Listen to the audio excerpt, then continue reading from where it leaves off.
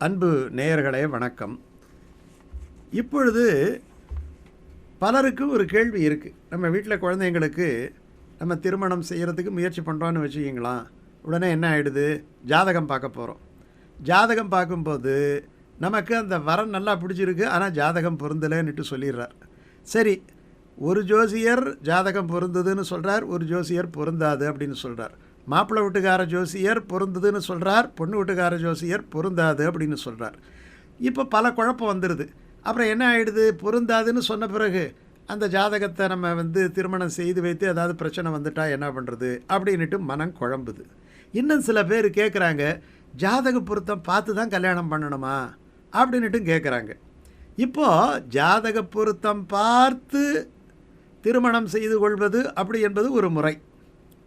ஆனால் ஜாதக பொருத்தம் பார்க்காமல் மனப்பொருத்தம் மட்டும் வைத்து திருமணம் செய்து கொள்வது அப்படி என்றும் ஒரு முறை இருக்கிறது. ஜாதகத்தை பொருத்தத்தை பார்த்து தான் திருமணம் செய்ய வேண்டும் என்று நம்முடைய சாஸ்திரங்கள் வலியுறுத்தவில்லை. இது இப்படி செஞ்சுதான் ஆவணுங்கிறது கிடையாது. மனப்பொருத்தம் பல திருமணங்களிலே பார்க்கலாம். மனப்பொருத்தத்தை பார்த்து நல்லபடியாக வாழ்கிறவர்களெல்லாம் இருக்கிறார்கள். ஏன்னா ஜாதக பொருத்தம் பார்க்குறதுல பலவிதமான சிரமங்கள் இருக்குது. ஒன்று, அந்த ஜாதகம் திருக்கணிதமாக இருக்குது, இல்லாட்டி போனால் வாக்கிய பஞ்சாங்கமாக இருக்குது. கொஞ்சம் நேரத்தில் முன்ன பின்ன இருந்தால் மாறி போயிடுது. அப்புறம் பலரும் பார்த்திங்கன்னா இது செவ்வாய் தோஷம், இது ராகு தோஷம், அந்த ராகு தோஷத்துக்கு ரிவர்ஸாக என்ன நிவர்த்தி இருக்குது, இதெல்லாம் துல்லியமாக சொல்லக்கூடியவர்கள் இல்லை. அப்புறம் வாக்கு பலிதம் வேணும். இப்படி பலவிதமான பிரச்சனைகள் இருக்குது. இதனால் என்ன ஆகிடுதுன்னா பல திருமணங்கள் தடைப்பட்டு நின்று போய் விடுகின்றன. நல்ல வரன்களை கோட்டை விட்டு விடுகிறார்கள். அப்போது இந்த உலகத்திலே எடுத்துக்கங்களா, உலகத்திலேயே கிட்டத்தட்ட எத்தனை கோடி மக்கள் இருக்கிறார்கள். நம்ம ஒரு சின்ன ஒரு செக்டு தான் இந்த ஜாதகத்தை பார்ப்பது. பாக்கி பேர் அவ்வளோ பேரும் பார்க்கலை. காரணம் என்னன்னா, அந்த மனப்பொருத்தத்துக்கு அவர்கள் முக்கியத்துவம் கொடுக்கிறார்கள். நல்லா தெரிஞ்சுக்கிங்க, ஜாதக பொருத்தம் பார்த்து மனப்பொருத்தம் இல்லை என்று சொன்னால் என்ன ஜாதகம் பொருத்தம் பார்த்தாலும் அந்த திருமணத்தில் பிரச்சனைகள் வரத்தான் செய்யும். ஜாதக பொருத்தமே இல்லை, ஆனால் மறுபொருத்தம் நன்றாக இருக்கிறது என்று சொன்னால் அந்த ஜாதக பொருத்தத்தினுடைய பல தோஷங்கள் இந்த மனப்பொருத்தத்தினாலே மாறிவிடும். அதனால தான் முக்கியம் எது என்று சொன்னால், மனப்பொருத்தத்துக்கு மனப்பொருத்தம் முக்கியம்.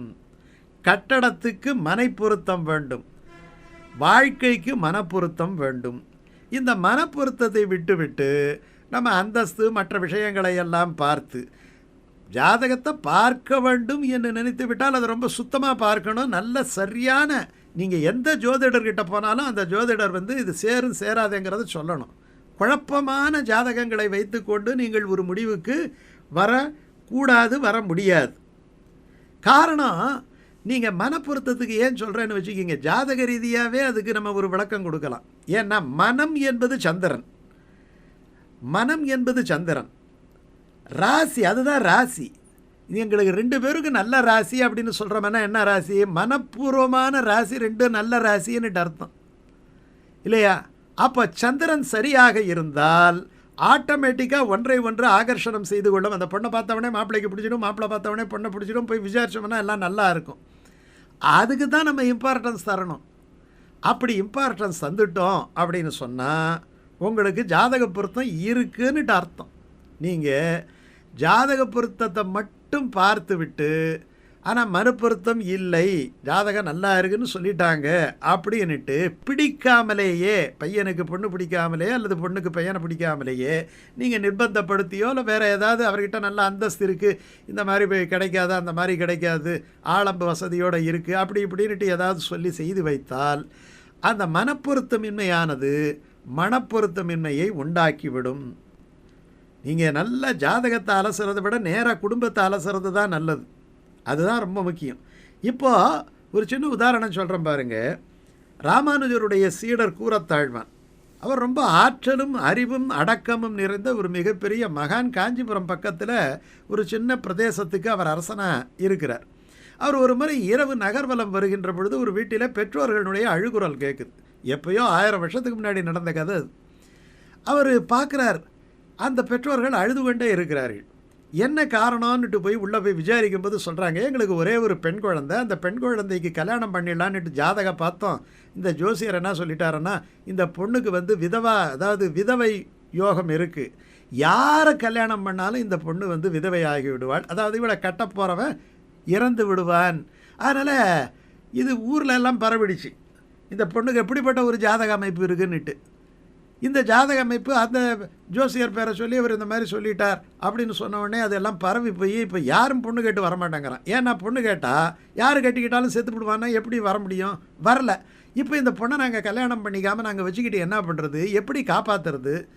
அந்த காலத்தில் 1000 வருஷத்துக்கு முன்னாடி பார்க்கணும். அதனால் எங்களுக்கு ஒரு பெண் பிறந்து இப்படிப்பட்ட ஒரு மனப்பாரத்தோடு நாங்கள் இருக்கிறோம் அப்படின்னு சொல்லி அவர்கள் அழுது அவர்கள் என்ன பண்ணுறாங்க, இந்த பெண் குழந்தையும் நாங்கள் கொன்று விட்டு நாங்களும் இறந்து விடலாம் என்று நினைக்கிறோம், எங்கள் வாழ்க்கை இந்த மாதிரி ஆயிடுச்சே அப்படின்ட்டு அவங்க பண்ணும்பொழுது இப்போ இந்த கூரத்தாழ்வான் போய் சொல்கிறார், ஒன்றும் கவலைப்படாதீங்க, உங்கள் பொண்ணை நான் கல்யாணம் பண்ணிக்கிறேங்கிறார். அவங்க அதிர்ச்சி அடைகிறாங்க. என்னங்க இவ்வளோ நாங்கள் சொல்கிறோம், யார் கட்டிக்கிட்டாலும் கட்டிக்கிட்டவன் போயிடுவான்னுட்டு ஜோசியத்தில் சொல்லியிருக்கு, நீங்கள் கட்டிக்கிறேன்னு சொல்லிங்களே, நீங்கள் இந்த சின்ன குறுநில மன்னர் ராஜாவாச்சே, நீங்கள் பலருக்கு உபகாரம் பண்ணுறவராச்சே, எங்கள் பொண்ணை கொடுத்து உங்களை நாங்கள் கொல்ல விரும்பலைங்கிற மாதிரி அவங்க பேசும்போது, ஒன்றும் கவலைப்படாதீங்க, நான் கல்யாணம் பண்ணிக்கிறேன், இந்த பெண்ணைத்தான் நான் கல்யாணம் பண்ணிக்க போகிறேன் அப்படிங்கிறார். அவங்க தயங்குறாங்க. இருந்தாலும் இவர் வந்து வற்புறுத்தி அந்த பெண்ணையே, குணவதியான அந்த பெண்ணை, பெரிய ஞானம், கூரத்து ஆண்டாள்னுட்டு அந்த அம்மாவுக்கு பேர், அற்புதமாக குடும்பம் நடத்துகிறாங்க. அவர் 100 ஆண்டு மேலே அந்த கூரத்தாழ்வான் இருக்கிறார். ஒன்றும் சின்ன வயசு கிடையாது. 100 ராமானுஜரை விட கொஞ்சம் வயசில் பெரியவர் அவர். 100 ஆண்டுக்கு மேலே அவர்கள் வாழ்க்கை வாழ்கிறார்கள். அப்படி அந்யோன்யமான வாழ்க்கை, நகமும் சதையும் போல, மலரும் மனமும் போல. இவர் சொல்கிறது அவங்க தட்டுறது கிடையாது, அவங்க ஞான விஷயங்களை இவர் தட்டுறது கிடையாது. அப்படி அவர்கள் வாழ்ந்து 2 ஆண் குழந்தைகளை பெறுகிறார்கள். ஒருவருக்கு பராசரப்பட்ட 2 பேர், ஒருவருக்கு வேதவியாசப்பட்ட 2 பேர்.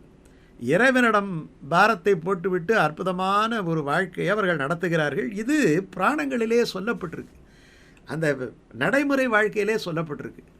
இப்படி காரணம் என்ன என்று சொன்னால், அந்த இடத்துல பார்த்தீங்கன்னா உங்களுக்கு அந்த இந்த மனப்பொருத்தம் இருக்குது இல்லையா? இந்த பெண் வந்து இப்படி கஷ்டப்படுகிறாளே, உதவி செய்ய வேண்டுமே என்று நினைக்கும் பொழுது கிரகங்களெல்லாம் சற்றே தூரத்திலே நகர்ந்து விடுகின்றன. நீங்கள் அந்த இடத்துலேயே அந்த தோஷ நிவர்த்தி ஆகிடுது. அதே மாதிரி அந்த பெண் ஞான பெண்ணாக இருக்கிறாள். கணவன் வந்து எல்லாவற்றையும் துறந்து விட்டு, கோடீஸ்வரராக இருந்த கூரத்தாழ்வான் எல்லாவற்றையும் ஒரு நாள் இரவிலே துறந்து விட்டு அவர் நேராக ராமானுஜருடைய சீடராக எல்லா செல்வங்களையும் விட்டு அவர் ஸ்ரீரங்கத்துக்கு புறப்படுகின்ற பொழுது, ஐயோ இவ்வளோ செல்வம் இருந்துதானே அவங்க கட்டிக்கிட்டோம், ஒரே நாளை எல்லாத்தையும் தூக்கி போட்டு போகிறீங்களேன்னுட்டு அந்த அம்மா கேட்கல, கூட நடக்கிறாங்க. இன்றைக்கும் சரித்திரத்திலே அவர்கள் பெயர்கள் இன்றைக்கும் நாம் நினைத்து கொண்டிருக்கிறோம். அப்படிப்பட்ட வாழ்க்கையை வாழ்பவர்களுக்கு ஜாதகமெல்லாம் ஒன்றுமே செய்வது கிடையாது. அதனால் நீங்கள் திருமண பொருத்தத்திலே ரொம்ப பேர் குழப்பமாக இருக்கிறவங்க மனப்பொருத்தத்தை மிக முக்கியமாக வைத்து கொள்ளுங்கள். மனப்பொருத்தத்தின் அடிப்படையிலே திருமணம் செய்கின்ற முறை சாஸ்திரங்களிலே உண்டு என்பதை மனப்பூர்வமாக நம்புங்கள்.